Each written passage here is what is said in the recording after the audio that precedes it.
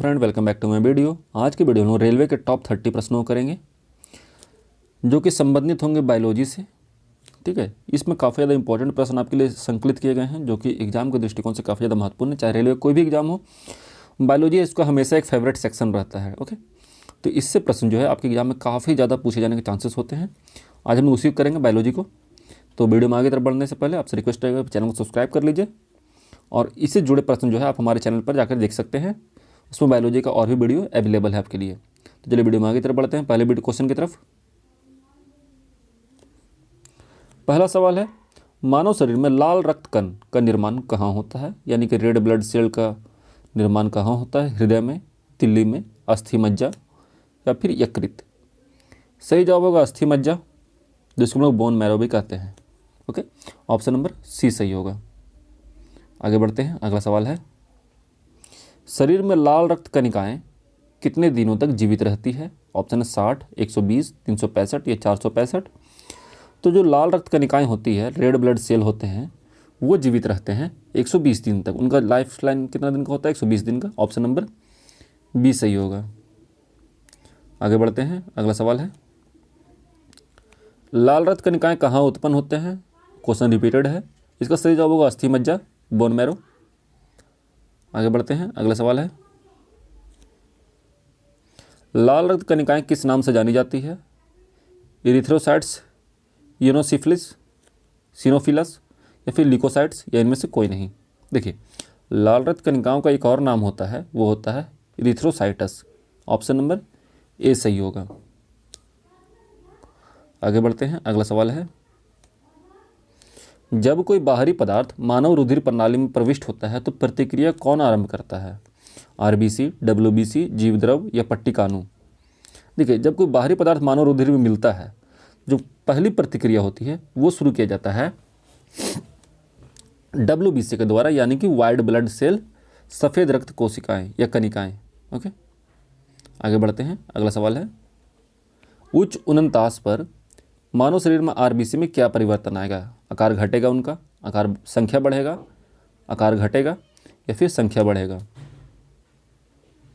Okay, देखिए, जब उच्च उननतास पर जो मानव शरीर होता है, इसमें लाल रक्त कणिकाएं की संख्या बढ़ती है। ऑप्शन नंबर डी सही होगा। ओके, आगे बढ़ते हैं। अगला सवाल है, लाल रक्त कणिकाओं का शमशान कहलाता है कौन सा? कहाँ पर लाल रक्त कणिकाएं जाकर मर जाती है?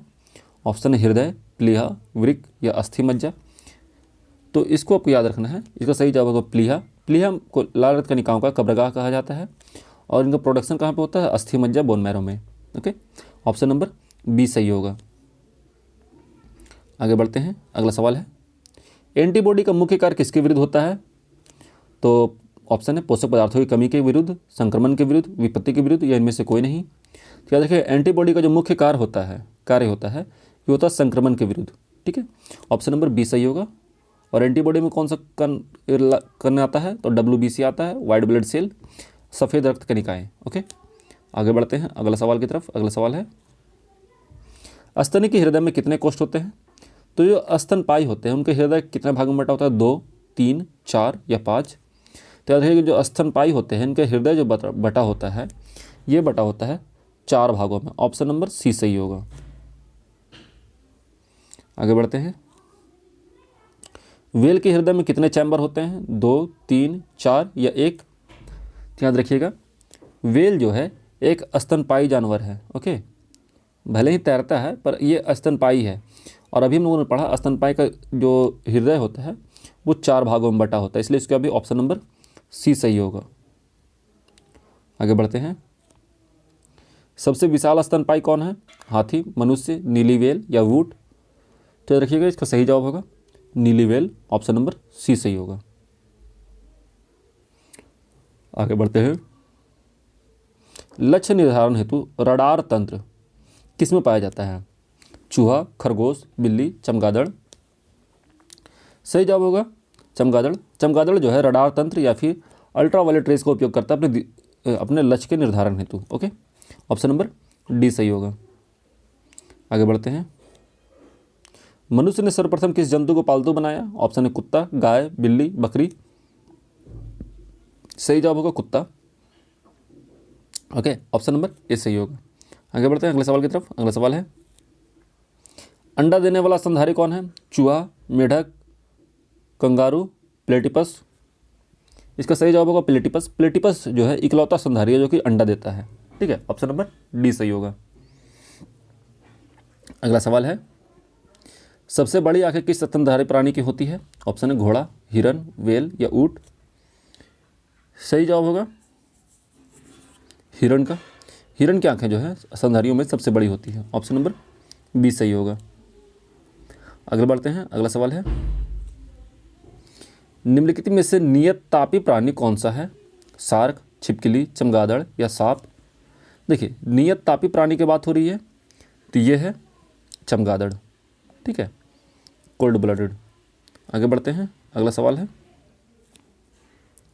वह स्तनधारी जो खतरे के संकेत के समय गेंद के समान हो जाता है वो कौन सा है? चुछुंदर, अपोसम, कंटक चूहा, सेही। ओके, तो याद रखिएगा इसका सही जवाब होगा कंटक चूहा। कंटक चूहा जो होता है यह खतरे के समय गेंद टाइप का रोल होकर बन जाता है। ओके, आगे बढ़ते हैं। अगला सवाल है, केंद्रक विहीन लाल रुधिराणु किस में होते हैं? रेड ब्लड सेल किस में होते हैं? सरीसृप में, स्तनी, एमीफीबिया या फिर पक्षी। तो केंद्रक विहीन जो लाल रक्त कण होते हैं ये पाए जाते हैं स्तनियों में। ठीक है, ओके, आगे बढ़ते हैं अगले सवाल की तरफ। अगला सवाल है, बिल्ली की आंखें रात में क्यों चमकती है? ऑप्शन है विशेष लेंस के कारण, स्पष्ट कारण ज्ञात नहीं है, जिन के प्रभाव के कारण या टेपिटम लूसिडम के कारण। देखिए, बिल्ली की जो आंखें होती है रात में चमकती है टेपिटम लूसिडम के कारण। ये एक टाइप का लिक्विड होता है जो उसका आंखों में पाया जाता है। ओके, आगे बढ़ते हैं। अगला सवाल है, मानव का जैविक नाम क्या है? होमो इरेक्टस, होमो सेपियंस, होमो हैबिलस या इनमें से कोई नहीं। देखिए, मानव का जैविक नाम जो है यह है होमो सेपियंस ह्यूमन, यानी कि ऑप्शन नंबर बी सही होगा। आगे बढ़ते हैं। निम्नलिखित में से कौन सा प्राणी स्तनधारी नहीं है? मछली, मनुष्य, बेल, चमगादड़। तो यहाँ पर को याद रखना है जो मछली है ये स्तनधारी प्राणी नहीं है क्योंकि ये अंडे देती है। ओके, ऑप्शन नंबर ए सही होगा। आगे बढ़ते हैं। अगला सवाल है, स्तनधारी वर्ग का विशिष्ट लक्षण क्या है? स्तन ग्रंथियाँ, चार कोष्ठीय हृदय, श्वेत ग्रंथि या ये सभी। तो यहाँ पर सही जवाब होगा ये सभी, ऑप्शन नंबर डी। ये सभी स्तनधारियों के लक्षण हैं। ओके, आगे बढ़ते हैं। अगला सवाल, उल्टी उड़ान भरने वाला पक्षी कौन है? पेंगुइन, बत्तख, मोर या हमिंग बर्ड। याद रखिएगा उल्टी उड़ान भरने की बात हो रही है तो ये भरता है एक ही पक्षी जिसका नाम है humming bird. Option number D सही होगा। आगे बढ़ते हैं। अगला सवाल है, सबसे बड़ा उड़ने में असमर्थ पक्षी जो सबसे तेज गति से दौड़ सकता है वह कौन सा है? पेंगुइन, एमू, ऑस्ट्रिच या कीवी। देखिए, यहाँ पे चारों ही पक्षी और चारों ही उड़ नहीं सकते, पर इसमें सबसे बड़ा कौन है? यह है ऑस्ट्रिच। ठीक है, ऑप्शन नंबर सी सही होगा।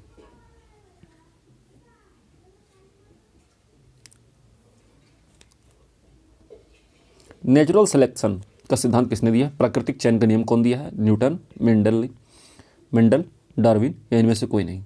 देखिए, नेचुरल सिलेक्शन या प्राकृतिक चयन का जो सिद्धांत है ये दिया गया है डार्विन के द्वारा, चार्ल्स डार्विन के द्वारा। ठीक है, ऑप्शन नंबर सी सही होगा। अगला सवाल है, मधुमेह के उपचार हेतु प्रयुक्त हार्मोन इंसुलिन का आविष्कार किया गया था किसके द्वारा? एफ.जी. बेंटिंग के द्वारा, हुक के द्वारा, सिल्डेन एवं स्वान के द्वारा, ब्राउन के द्वारा। तो मधुमेह के उपचार हेतु जो इंसुलिन का इंजेक्शन दिया जाता है, जो इंसुलिन दिया जाता है बाहर से, उसका आविष्कार किया गया था सिल्डेन एंड स्वान के द्वारा। ठीक है, ऑप्शन नंबर सी सही होगा। आगे बढ़ते हैं। अगला सवाल है, निम्नलिखित में से वह वैज्ञानिक कौन है जिसने पहली बार रुधिर परिसंचरण की व्याख्या की थी? ऑप्शन है हार्वे, रॉस, मेंडल, रोनाल्ड या इनमें से कोई नहीं। देखिए, जो वैसे वैज्ञानिक जो पहली बार रुधिर परिसंचरण तंत्र की व्याख्या किए थे वो थे हार्वे। ऑप्शन नंबर ए होगा। आगे बढ़ते हैं और आज के आखिरी सवाल की तरफ। निम्नलिखित में से कौन सी व्याधि अनुवांशिक है? ठीक है, अनुवांशिक यानी कि एक पीढ़ी से दूसरी पीढ़ी में जाती है। हीमोफीलिया, पेचिस, कैंसर या इनमें से कोई नहीं। देखिए, कौन सी व्याधि अनुवांशिक है इसका मतलब है कौन सी व्याधि एक पीढ़ी से दूसरे पीढ़ी में जा सकती है? तो ये है हीमोफीलिया। ऑप्शन नंबर ए सही होगा। तो आज की वीडियो में इतने फ्रेंड, हम लोगों ने लगभग 30 प्रश्नों किया है, जो कि आपके एग्जाम के दृष्टिकोण से, रेलवे के एग्जाम के लिए काफ़ी ज़्यादा महत्वपूर्ण है। उम्मीद है वीडियो को पसंद आएगा। मिलते हैं नेक्स्ट वीडियो में। अगर वीडियो अच्छा लगा तो प्लीज़ वीडियो को लाइक कर दीजिए और चैनल को सब्सक्राइब कर दीजिए टाइप का और भी इंफॉर्मेटिव वीडियो के लिए। तब तक के लिए मिलते हैं नेक्स्ट वीडियो में। जय हिंद, जय भारत, अपना ख्याल रखिएगा and finally thanks for watching.